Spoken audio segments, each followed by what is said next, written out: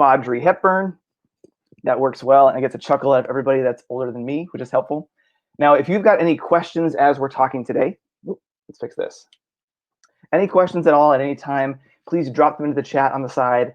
I have a separate device open over here where I can see them, and also Sheila is going to pop in and interrupt if there's a question that's pertinent to what we're talking about.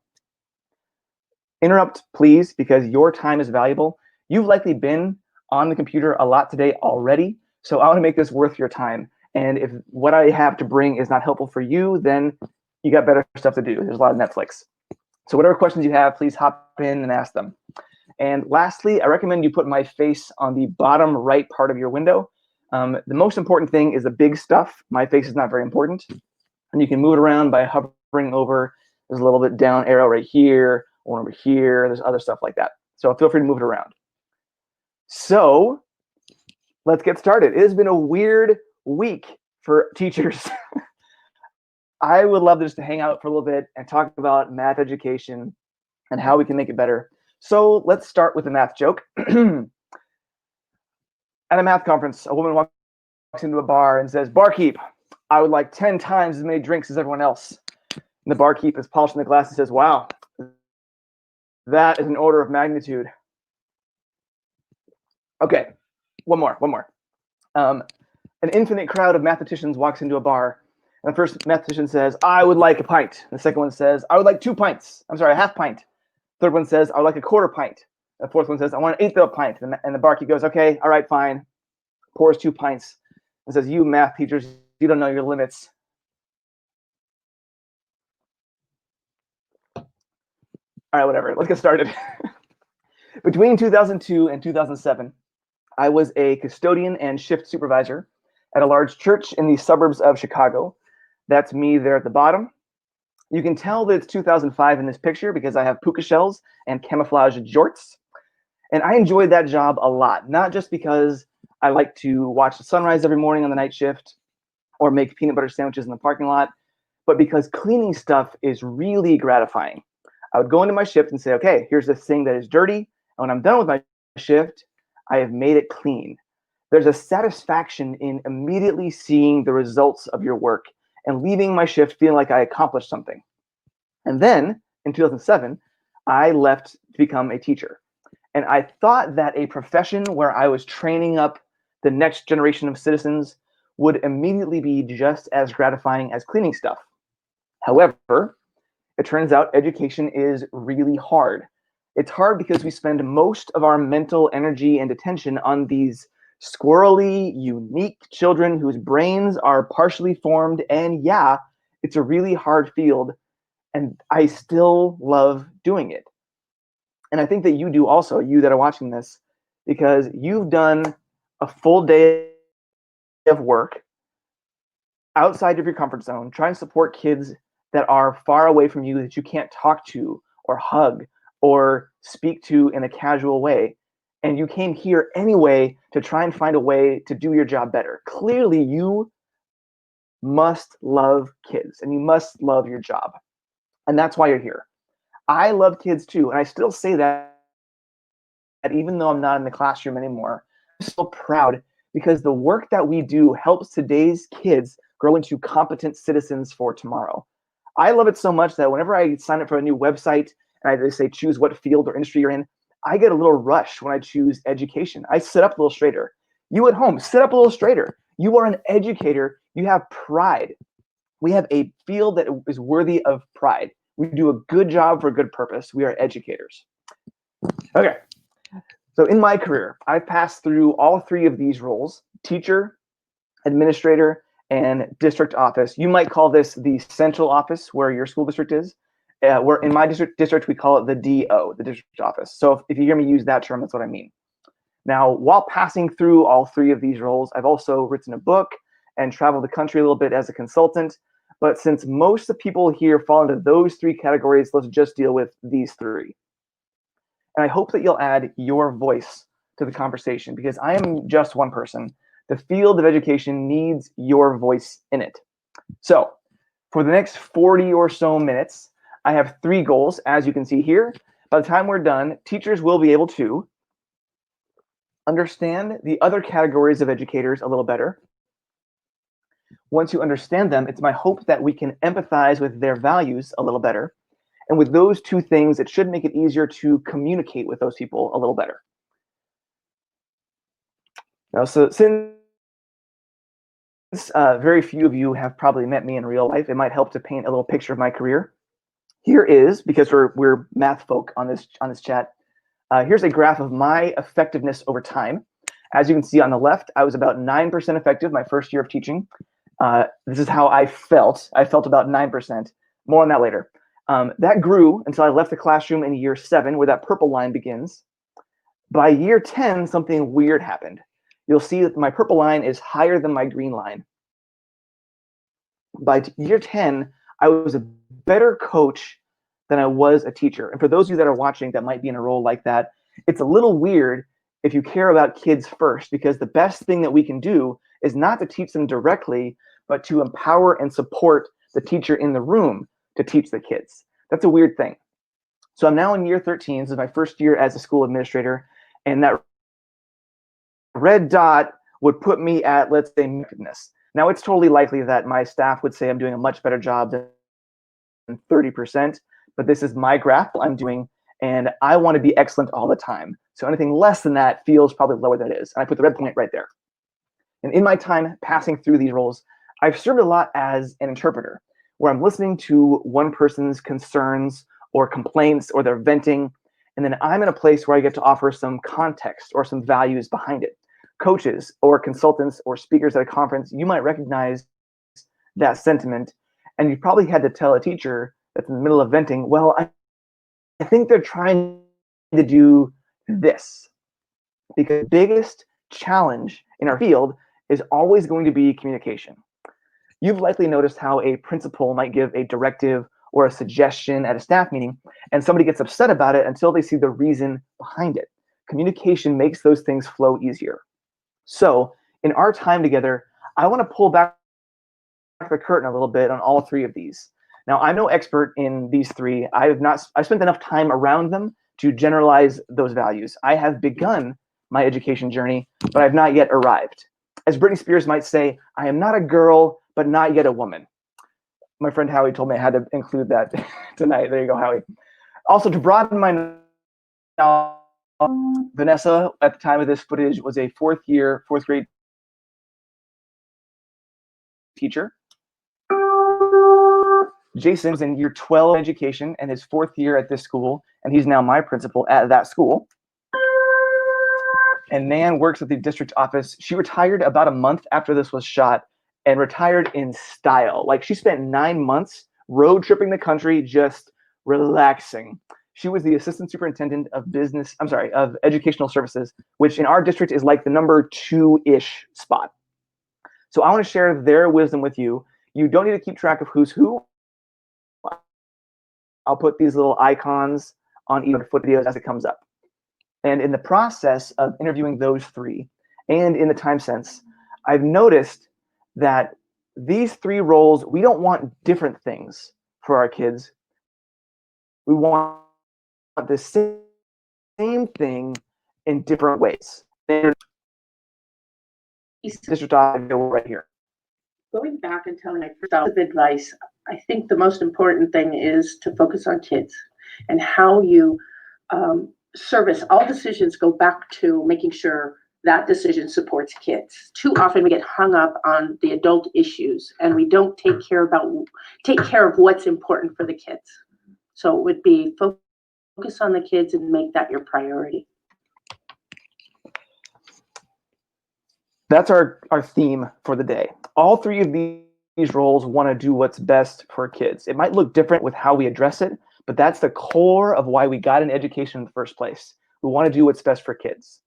But what's missing the most between those roles is communication. So let's take a case study. This is a thing that actually happened. I've removed some of the defining details in case anybody here was part of this. But this is a high school grading pilot for some math teachers that I know. So this small bunch of math teachers wants to try standards-based grading. They have this idea. So they go to their admin and they say, hey, we have this idea. We want to give it a shot. We want to pilot this And the admin says, cool, sounds great, go for it. This admin is quick to say, yeah, that sounds good. So they get approval to start the pilot during first semester, and they start. Almost immediately, and those of you who have done standards-based grading, you know that the first problem is that parents get confused. They don't fully understand this weird new system, and they just want their kid to get an A. So the parents, of course, call the school and talk to the counselors. The counselors look in the grade book, and they also admin, hey, parents are upset. And because nobody likes to feel stupid, the counselors might double down on the confusion and tell the parents, tell the admin that all these parents are upset. It's a big deal. So fast forward a week later, and that admin is in a meeting with somebody from the district office, the curriculum director. How's the math pilot going? Well, my parents are confused and my counselors are freaking out. So the district person hears, oh, it's going badly. And finally, a math meeting comes up between these teachers who are stoked on their new pilot and the district office curriculum director, who says offhandedly, hey, I hear the SVG pilot isn't going very well. So of course, the teachers are hearing about these concerns from the district instead of their own administrator. So now that case study shows a breakdown in communication along each line. Somebody from Australia, hi. Sorry, I'm looking at the chat window too. This case study shows a breakdown in communication across each line. If each team in this pilot group understood the values for the other groups, they might have been better prepared to communicate well. In our time together, where I want to explore the values of each one of these roles and how that kind of avoided. And of course, every school system is different, and I hope you take these ideas back to your school and apply them in your own way. So let's get into it by starting with the area where I am least knowledgeable. You might be thinking, Vaudrey, are you sure you want to start speaking for all administrators during your first year on a recording on the internet? Yes, I absolutely do, because my whole career so far has been built about thinking I understood something and then my world getting bigger and better informed and realizing that I only had part of the picture. So 5 years from now, I might look back on this and go, oh man, I know so much more now. But for now, this is what I got. When I was a teacher, I knew that the admin went to meetings and walked through classrooms and dealt with like discipline problems that I couldn't handle in my classroom. And of course, admin do way more than that. Here's Jason. We have a moral imperative to do this job. We've selected this career, but we have these kids' futures in our hand. I mean, really, the better prepared they are educationally, the more options they're going to have in life. A moral imperative for this job, he says. So since one of my goals for this time is to understand each other a bit and talk about what's important for each of those three categories. So an administrator, at their core, wants to be attentive. In my experience as a veteran administrator of 9 months, I want to be attentive to what's going on at my school. Now, that's not an easy word to unpack, so let's try.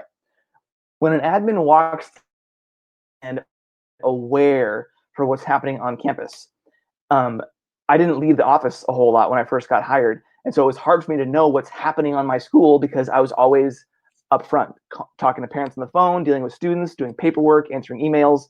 All of those things I thought were important to do what's best for kids. And I, even now, 9 months in, have better ideas for what that looks like. That being attentive might be a better use of my time.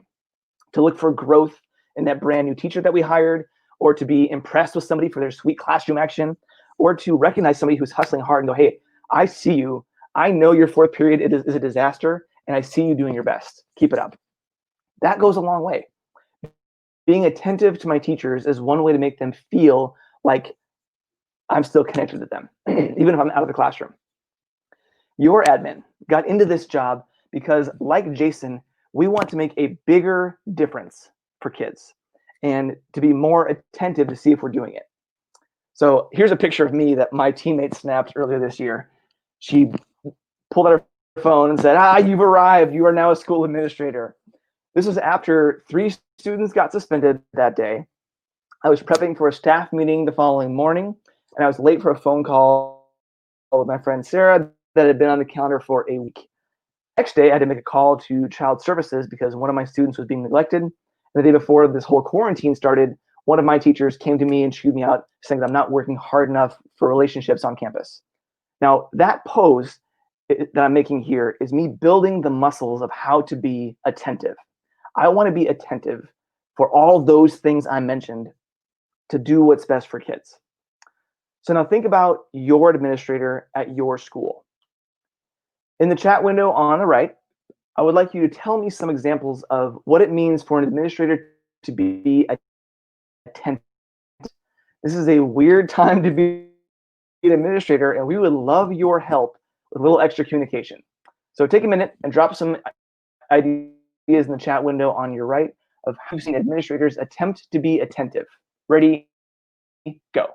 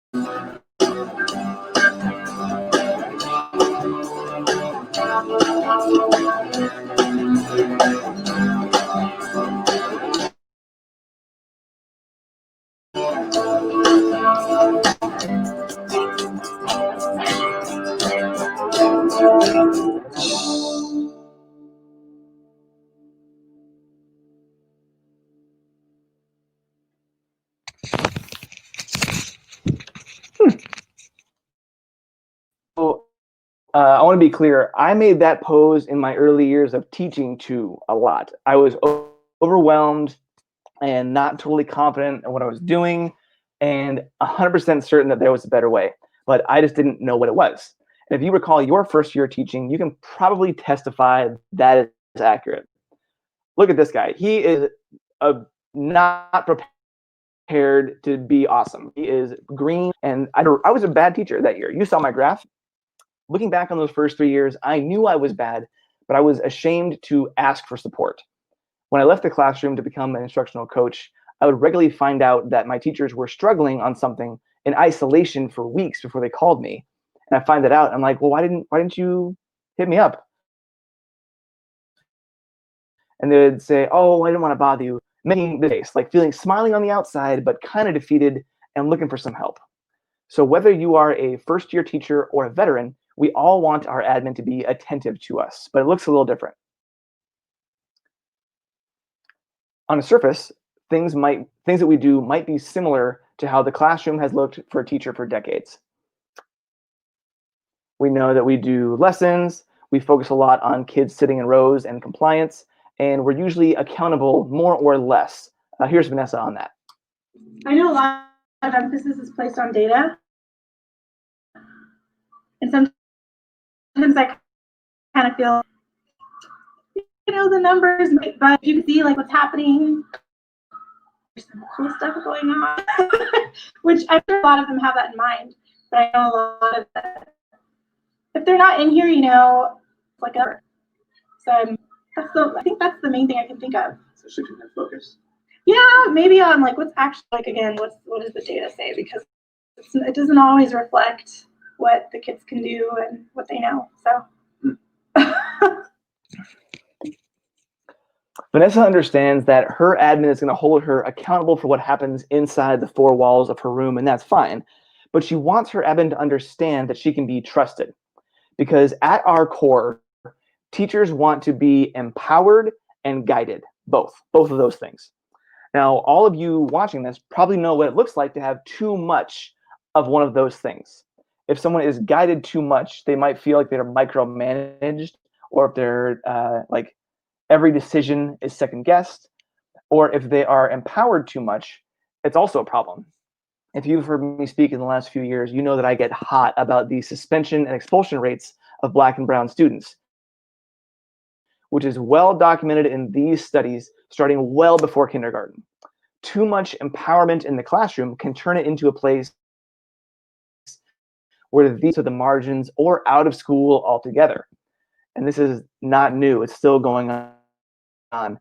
Here's a study from earlier this month. This is what it looks like in the classroom with too much empowerment and not enough guidance. So a mixture of those two things has to be what we as teachers are to find a way to balance those two things. Here's how Jason does it. When I see something that I'm pleased with, or I see something that could be better, trying to do that in a way that's non-threatening, that's another one of those, they love kids, they love what they do, they want, they're doing this because it's their profession, their passion. And my job is to kind of help coach them up and help them get better. So it's that I try to really do it from a coaching standpoint, and like, how do you tell someone that, hey, you know what, you could do this better, you can do this, a different way.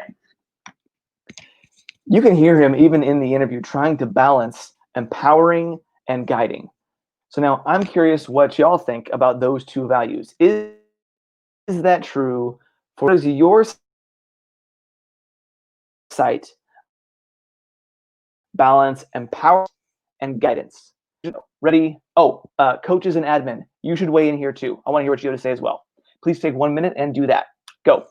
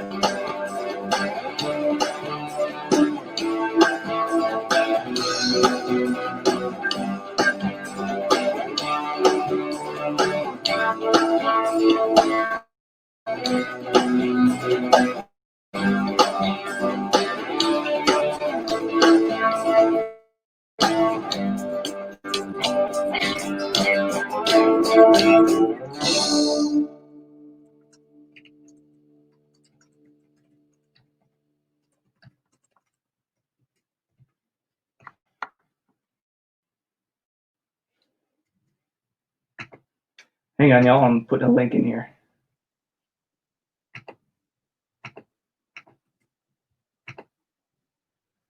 There we go.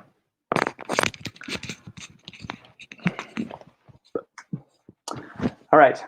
Now, of these three roles, I saved this one for the end because it is super easy to complain about the district office.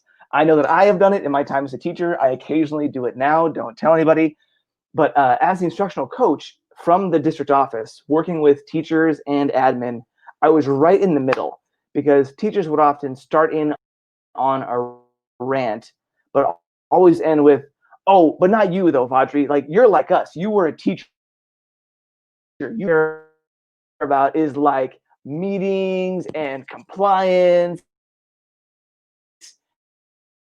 and just hassling us, While I tried really hard in that moment to remain relevant to my teachers, I always felt like a pretender. Like you've seen pretenders. Maybe not these pretenders, but I'm talking about this idea. This is a chart about how awesome my ideas are over time. The first year that I've got a cool idea, most of the people that hear about it go, "Oh, that's awesome." The second year, it's not quite as awesome. Some people have heard it already, and that awesomeness goes down every year over time. So if I'm still pushing that idea years after it's new, nobody wants to hear me in this. And that's what it sometimes feels like from the DO. When they're looking for ways to support teachers, it's easy to look for a presenter or a conference that they appreciate. But as Nan's going to tell you soon, classroom is different now. So we're going to stay ahead of this decline.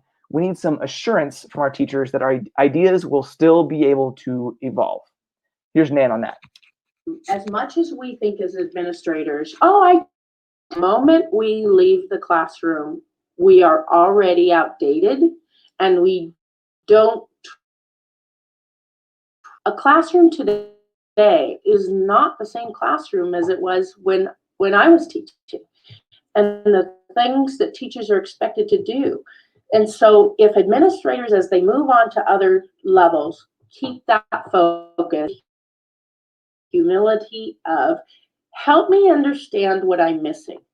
It doesn't mean that it doesn't mean that it's a bad thing that you've been out of the classroom. It's only a bad thing if you forget what it is to be in the trenches, and you don't ask the questions, and you don't really listen to what people have. School sites, we just see the district office folk as focused on those meetings and compliance and hassle. But at their core, when I was there, at my core, what we really want is to be assured. We want to be assured that what we're doing is making education better. The educators at the district office might go days without even seeing a kid, but they still want to make school better for kids. So think about the district office or the central office at your site. How might you offer some assurance to them? Okay. They've been working really hard in a weird time for the last few weeks. How might you be able to offer some assurance to them? Please respond in the chat window.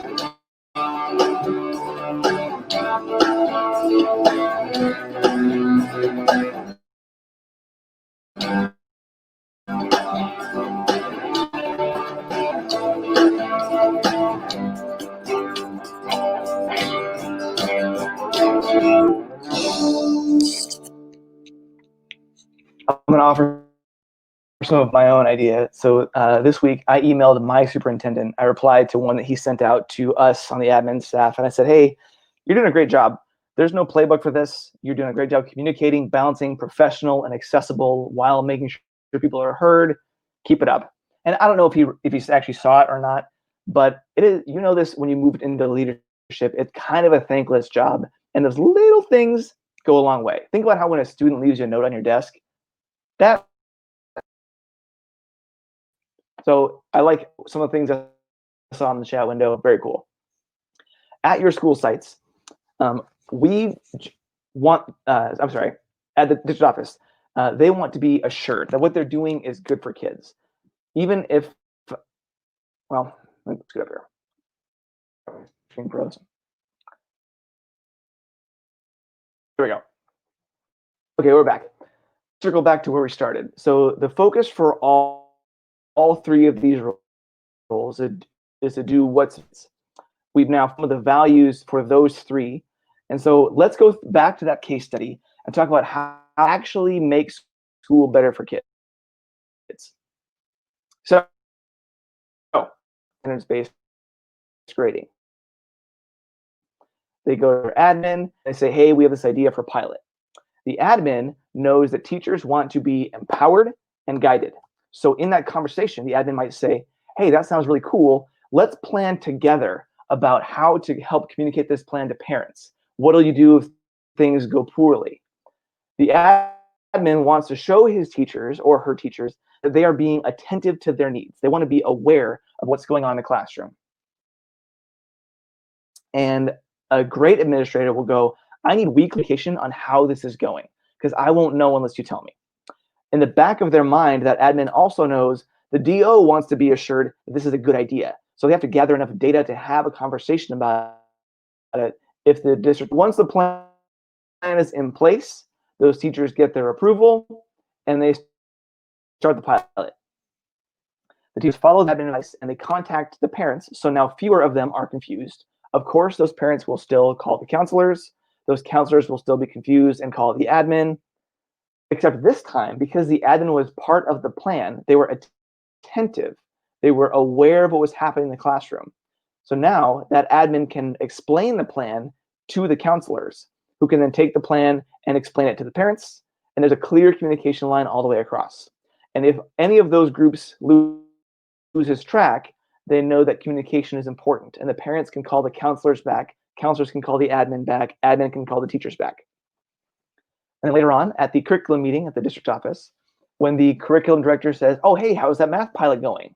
That district office person knows it's important that the admin is attentive, that they know actually how the pilot is going. But the admin also that things are going well, that there's a plan in place. So when they ask, how is the plan going? Admin can recall the plan because they were a part of the process and say, oh, here's what's going on. Here's what happened so far. Here's some barriers that we've had. Here's how we're going to overcome those barriers. And they can give plenty of information so that the district person thinks, oh, okay, it's going pretty well.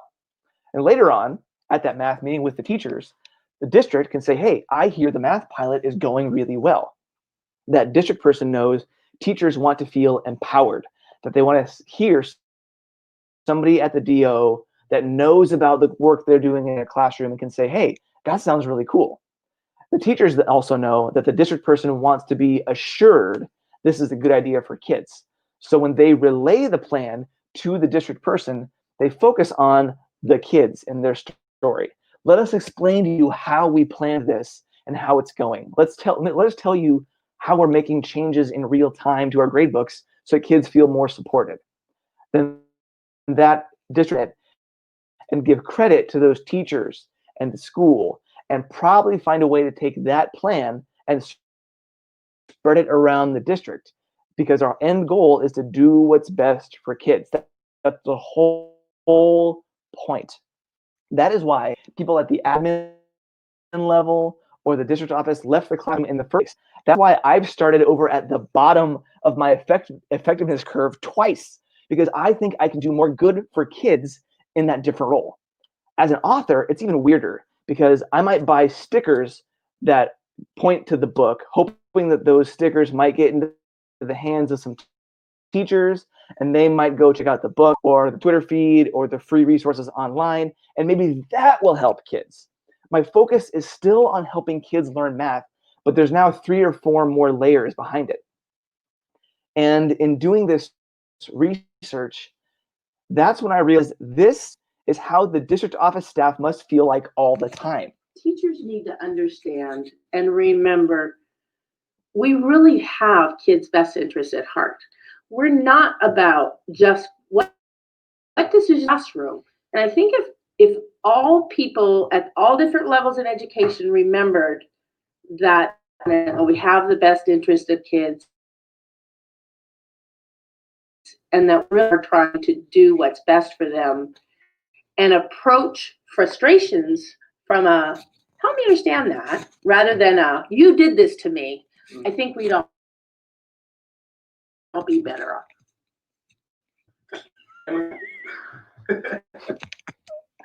As Nan pointed out, every district is doing what's best for kids. So because it's a weird Tuesday, I want to end a little early. Thank you all for listening. I'll be hanging out in the chat for a few more minutes if you want to talk. Also, I stand by every workshop and talk that I give. So if you want to talk more about these ideas, here's how you can get a hold of me. And I'll put this back up in a sec. As we wrap up tonight, consider this question and respond either in the chat window or find me on Twitter. How will you open the channels of communication with those other roles at your site or district? Here's my contact information. Thank you very much for hanging out. I'll be in the chat. Enjoy your night. Thank you so much. This was wonderful. I have a lot of good ideas. It sounds, I feel like your teachers are so lucky to have an administrator who has seen all the different roles. So for those of you who joined us, thank you so much. We hope that you can join us again next week. I honestly, right now, am not positive what our plan is for next week.